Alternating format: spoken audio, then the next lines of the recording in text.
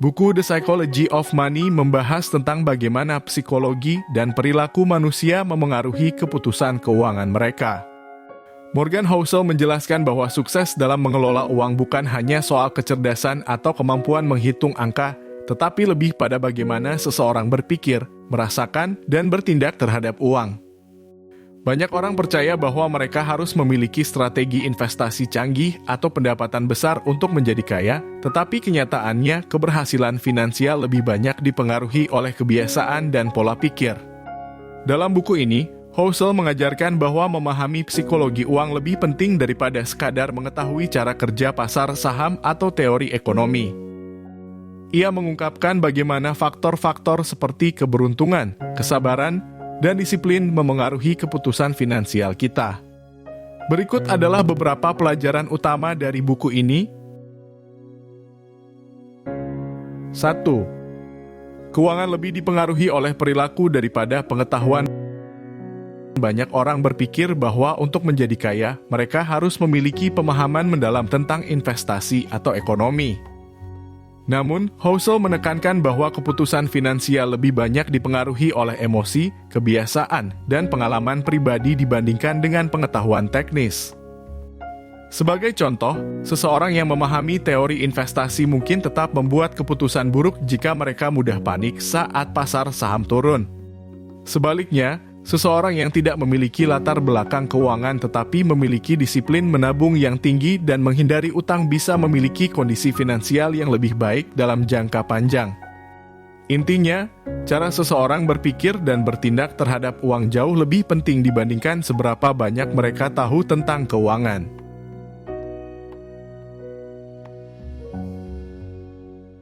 Dua. Keberuntungan dan risiko adalah faktor utama dalam keuangan. Housel menyoroti bahwa keberuntungan dan risiko adalah dua sisi mata uang yang sama dalam dunia keuangan. Tidak semua orang kaya hanya karena mereka pintar atau bekerja keras, dan tidak semua orang miskin karena mereka bodoh atau malas. Sebagai contoh, Bill Gates menjadi sukses karena ia memiliki akses ke salah satu komputer pertama di dunia ketika masih di sekolah menengah, sesuatu yang sangat langka pada saat itu. Jika ia tidak memiliki akses ini, mungkin perjalanan karirnya akan berbeda. Di sisi lain, banyak orang yang gagal secara finansial bukan karena mereka tidak berusaha, tetapi karena mereka menghadapi risiko yang tidak dapat mereka kendalikan, seperti krisis ekonomi, penyakit mendadak, atau kecelakaan. Kesimpulannya, kita tidak boleh hanya meniru keputusan orang kaya tanpa memahami bahwa keberuntungan memainkan peran besar. Sebaliknya, kita juga harus memiliki empati terhadap mereka yang mengalami kesulitan finansial karena risiko di luar kendali mereka. 3. Menabung itu lebih penting daripada pendapatan atau investasi. Banyak orang berpikir bahwa untuk menjadi kaya, mereka harus memiliki gaji tinggi atau strategi investasi yang canggih. Padahal, yang lebih penting adalah seberapa banyak yang bisa mereka simpan.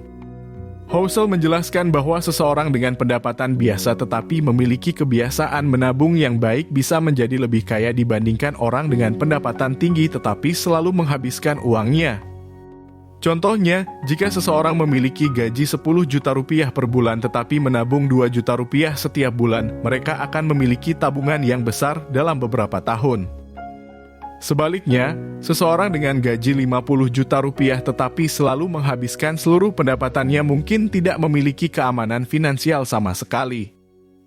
Menabung bukan hanya tentang berapa banyak uang yang bisa kita simpan, tetapi juga tentang memberi diri kita fleksibilitas finansial di masa depan.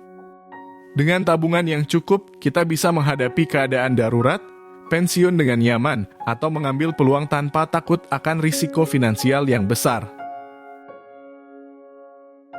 4. Kesabaran dan pola pikir jangka panjang adalah kunci investasi. Salah satu prinsip utama dalam dunia investasi adalah bunga majemuk ketika keuntungan yang dihasilkan dari investasi diinvestasikan kembali sehingga tumbuh lebih besar seiring waktu. Housel menggunakan contoh Warren Buffett, salah satu investor terkaya di dunia. Buffett bukan hanya cerdas dalam berinvestasi, tetapi juga mulai berinvestasi sejak usia 10 tahun dan terus melakukannya selama lebih dari 70 tahun. Jika Buffett baru mulai berinvestasi pada usia 30 tahun, kekayaannya tidak akan sebesar sekarang. Pelajaran utama di sini adalah bahwa investasi membutuhkan kesabaran dan pola pikir jangka panjang. Banyak orang ingin cepat kaya dan mengambil risiko besar, tetapi mereka seringkali gagal karena kurangnya disiplin dan kesabaran untuk membiarkan investasi mereka berkembang seiring waktu. 5. Gaya hidup sederhana membantu kebebasan finansial. Banyak orang berpikir bahwa semakin kaya mereka, semakin tinggi pula gaya hidup yang harus mereka jalani. Namun, Housel menekankan bahwa kebebasan finansial lebih mudah dicapai jika seseorang bisa hidup sederhana dan tidak selalu tergoda untuk meningkatkan gaya hidup. Sebagai contoh, banyak orang yang mendapat kenaikan gaji langsung meningkatkan pengeluaran mereka membeli mobil lebih mahal, rumah lebih besar, atau sering makan di restoran mahal. Akibatnya, meskipun penghasilan mereka meningkat, mereka tetap tidak memiliki tabungan atau investasi yang cukup. Sebaliknya, orang-orang yang tetap hidup sederhana meskipun memiliki penghasilan besar bisa mencapai kebebasan finansial lebih cepat. Mereka bisa pensiun lebih awal, memiliki lebih banyak pilihan dalam hidup, dan tidak terjebak dalam tekanan finansial yang berlebihan. 6. Jangan terlalu terpengaruh oleh orang lain dalam mengambil keputusan keuangan. Di era media sosial, mudah sekali merasa tertinggal ketika melihat orang lain membeli mobil mewah, jalan-jalan ke luar negeri, atau membeli rumah besar.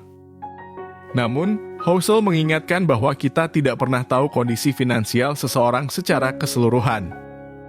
Banyak orang yang tampak kaya sebenarnya memiliki banyak utang. Mereka membeli barang-barang mahal bukan karena mereka mampu, tetapi karena mereka ingin terlihat sukses di mata orang lain. Oleh karena itu, keputusan keuangan harus dibuat berdasarkan kebutuhan dan tujuan pribadi, bukan karena tekanan sosial atau ingin terlihat kaya di depan orang lain. 7. Definisi kekayaan yang sebenarnya punya kendali atas waktu. Banyak orang berpikir bahwa kekayaan hanya diukur dari jumlah uang yang dimiliki. Namun, Housel menjelaskan bahwa kekayaan sejati adalah memiliki kebebasan untuk mengatur waktu dan hidup sesuai keinginan kita. Misalnya, seseorang yang memiliki gaji tinggi tetapi harus bekerja 12 jam sehari tanpa waktu untuk keluarga atau hobi mungkin tidak benar-benar kaya. Sebaliknya, seseorang dengan penghasilan lebih kecil tetapi memiliki kebebasan untuk menikmati hidup dan melakukan hal-hal yang mereka sukai bisa dibilang lebih kaya dalam arti sebenarnya. Pada akhirnya, uang adalah alat untuk mencapai kebebasan, bukan tujuan utama dalam hidup. Kesimpulan, buku The Psychology of Money mengajarkan bahwa keberhasilan finansial lebih bergantung pada perilaku dan pola pikir daripada kecerdasan atau strategi investasi yang rumit.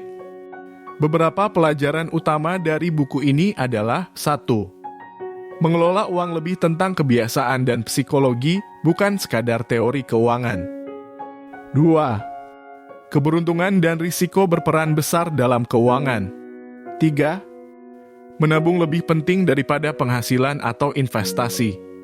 4. Kesabaran dan investasi jangka panjang adalah kunci kekayaan. 5. Hidup sederhana membantu mencapai kebebasan finansial lebih cepat. 6. Jangan mengambil keputusan keuangan karena tekanan sosial. 7. Kekayaan sejati adalah memiliki kendali atas waktu dan hidup kita sendiri.